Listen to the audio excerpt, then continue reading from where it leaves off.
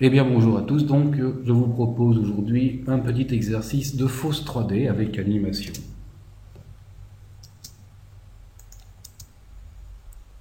Voilà, nous allons créer cette ombrelle qui tourne.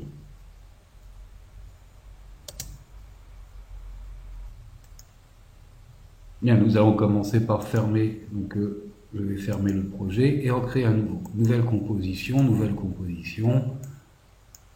1920 par 1080 pour la taille que j'ai choisie, 25 images par seconde, et on va prendre 4 secondes.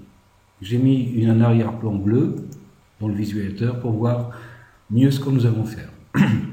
Bien, commençons tout de suite par faire un solide de couleur jaune et un autre solide, calque, créer un solide, cette fois-ci de couleur rouge. Ok. Je sélectionne mes deux calques, CTRL D et CTRL D. J'ai fait 2 fois la copie, donc je me retrouve avec 6 calques, 3 rouges, 3 jaunes. Je vais les intercaler. Voilà, entre chaque rouge, il y aura un jaune. Je sélectionne les 5 premiers, j'appuie sur P pour position, je reclique pour n'en sélectionner qu'un seul. Et ici, nous allons mettre moins 400, moins 200, on va voir ce que ça donne, c'est trop.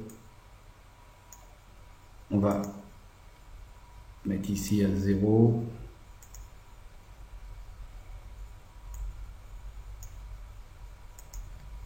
Ici à 200.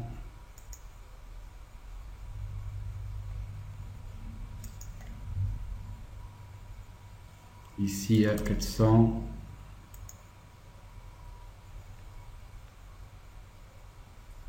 Voilà, on va régler un petit peu tout ça.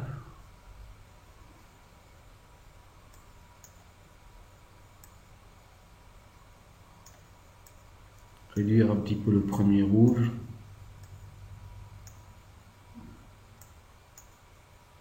Voilà, réduire un petit peu, augmenter un petit peu celui-ci.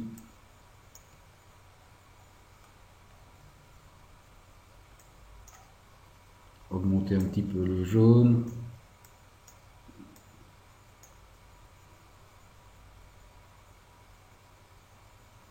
Augmenter un petit peu le rouge.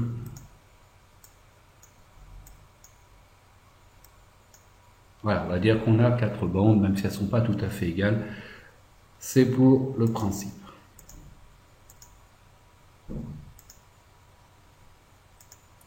Bien, je sélectionne maintenant tous mes calques. Clic droit, précomposition, qu'on va appeler ombrelle. Ok. Je vais aller chercher le calque, le filtre, je veux dire l'effet, dans perspective. Je vais aller chercher 6 sphères. En radius, je vais mettre 300 pour l'augmenter un petit peu. Voilà, peut-être un peu de trop là. Non, c'est bon. En light, je vais augmenter la taille de la lumière pour que la lumière prenne sur toute notre sphère. Ok. Et dans shading, ici, je vais mettre la lumière à 100, la diffuse à 0, la spécular à 0, roughness à 0 et métal à 0. Voilà. Bien.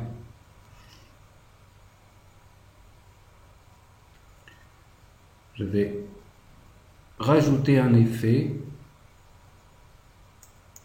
Je vais fermer 6 sphères. Pendant effet, je vais aller chercher transition, volet linéaire et je vais passer 6 sphères dessous. Bien. En pourcentage, on va mettre 50 et en angle, on va mettre 0. Je reviens dans ici sphère. Ici dans la rotation, je vais mettre 12, de toute façon à avoir l'effet arrière ici. Et je vais animer ma rotation. Donc je clique sur rotation en Y avec mon temps à 0 secondes. Je vais à 4 secondes et je vais mettre 3 fois 0 pour obtenir comme ça une rotation. Bien, on va poursuivre.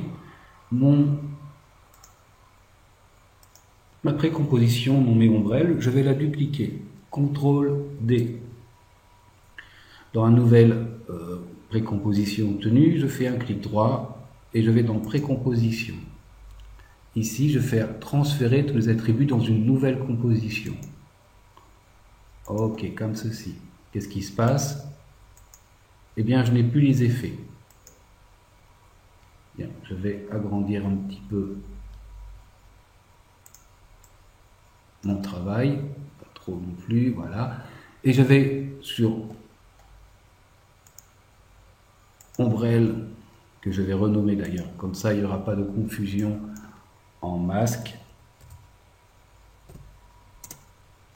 Voilà, je vais prendre l'outil plume, je vais me placer à peu près ici au début de la courbe. Au milieu de la courbe, je tire, alors on n'y voit pas grand chose, je suis désolé. Et je vais aller comme ça, revenir sur mon premier point.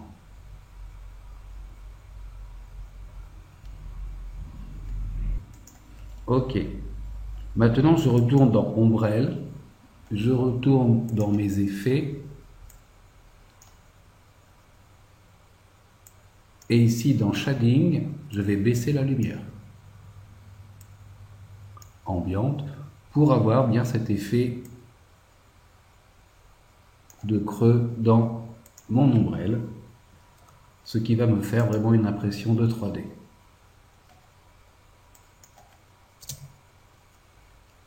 Voilà. Alors l'outil plume n'a pas été parfait, on a des petits défauts ici, il faudra faire attention avec l'outil plume à bien prendre correctement bien le bord de l'ombrelle.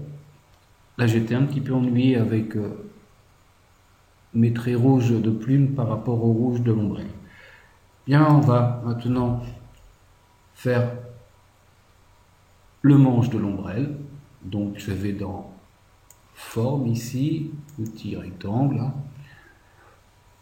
En fond, eh ben, je vais prendre un marron, ok. Et en contour, je ne prendrai rien. Je vais en couleur ici. En contour, prendre aucun ici, voilà. Et je vais faire un petit bâton, pas trop large. Je vais le placer entre les deux compositions ombrelle, le centrer plus ou moins, voilà.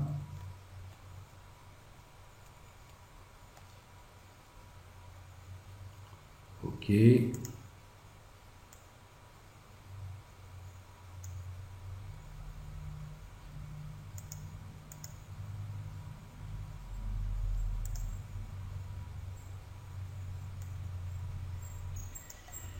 Et je vais agrandir un petit peu. Voilà. Et là, j'ai mon ombrelle en 3D. Voilà, c'était pas plus compliqué que ça. Je vous laisse vous amuser avec cet effet et je vous dis à bientôt pour un nouveau tutoriel.